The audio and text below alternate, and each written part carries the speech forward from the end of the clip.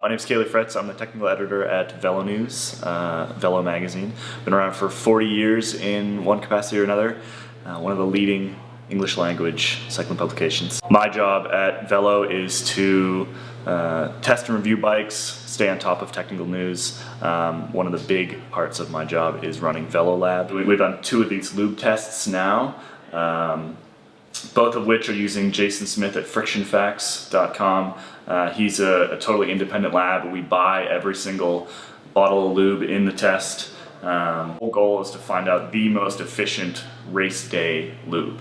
And we scoured all over the place. I mean, he ran everything from olive oil to paraffin wax to all these traditional bike lubes. The paraffin wax has proven to be excellent in all the tests that we've done. And the #1 drip lube is Squirt.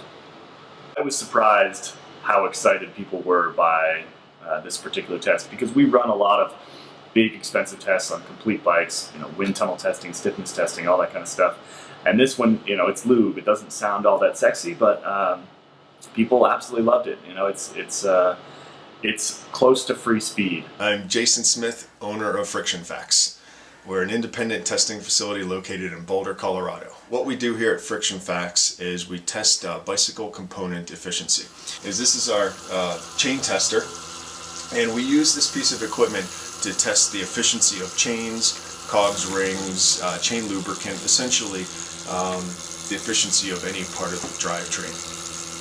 This tester is unique. It's the only type of test equipment in the world that can test to an accuracy of plus or minus 1/50th of a watt. And that's very helpful, because when we test chain lubricants, we need that resolution to really separate the good from the bad performing chain lubricants. Recent Velo News chain lubricant tests are actually quite interesting. Over the last 2 tests, we've tested over 55 different types of lubricants. What we typically do is we test at 250 watts steady state output at 95 RPM.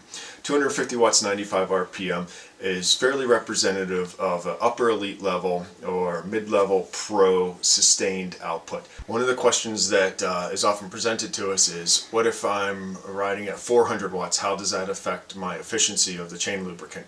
Well, it's relatively linear.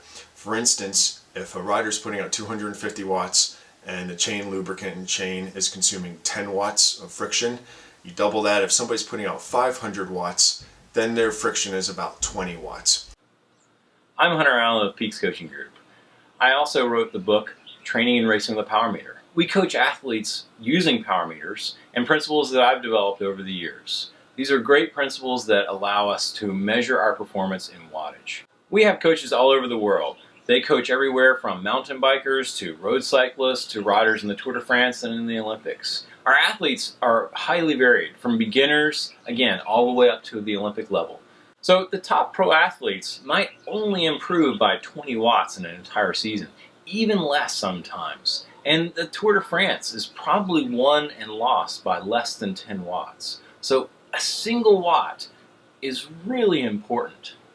When I use Squirt Lube, the great thing is I know that I'm really saving energy, right? Because that's the name of the game in cycling. Not just producing the most power, but you also want to have really good energy conservation. And if I can save a watt here, a watt there, maybe 4 watts or even 10 watts by using Squirt Lube, that's a big difference, and I'm going to take that advantage.